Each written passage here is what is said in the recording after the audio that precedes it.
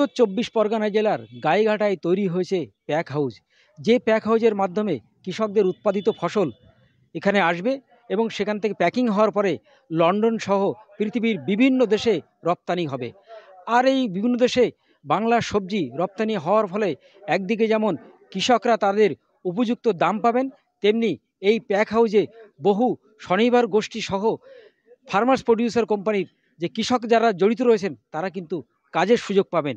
পাশাপাশি তাদের উৎপাদিত ফসল রপ্তানি করতে পারবেন এই প্যাক হাউসের মাধ্যমে।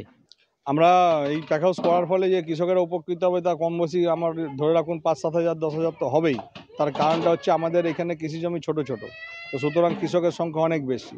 আর আমাদের এই প্যাক হাউসের ফলে এখান থেকে মাল যাবে হচ্ছে পটল, কাঁকরোল, করলা, ভেন্ডি, লঙ্কা, লাউ, মানে ৩-৪ ধরনের লাউ, চাল কুমড়ো, পুঁই শাক, পাট শাক, লাল শাক, নানান রকম সবজি যেগুলো আমরা খাই, আমাদের প্রত্যেক দিন বাঙালিরা খায়, এই সবজি বিদেশে রপ্তানি হবে।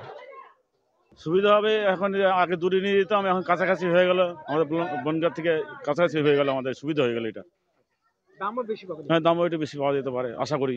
এখন কি কি সমস্যা হচ্ছিল আপনাদের? সমস্যা হচ্ছে অনেক দূরে যেতে হয়, তো এই জন্য সমস্যা হচ্ছিল মালপত্র নিয়ে, এটাই।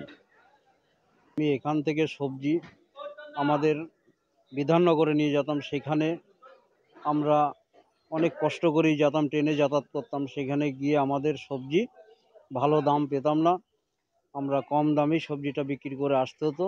আমাদের খুব সুবিধা হয়েছে, প্যাকেজ হাউস গাইঘাটাতে হয়েছে। আমরা এই প্যাকেজ হাউসে মালটা দিলে আমরা দামটাও বেশি পাবো, আমরা আমাদের কাছাকাছি ক্যারিং খরচাটাও কম হবে। আমরা এইভাবে মোটামুটি অনেক সুযোগ সুবিধে পাবো। আমার শহর গাইঘাটা থেকে দেবাশিস মণ্ডলের রিপোর্ট, কলকাতা টিভি।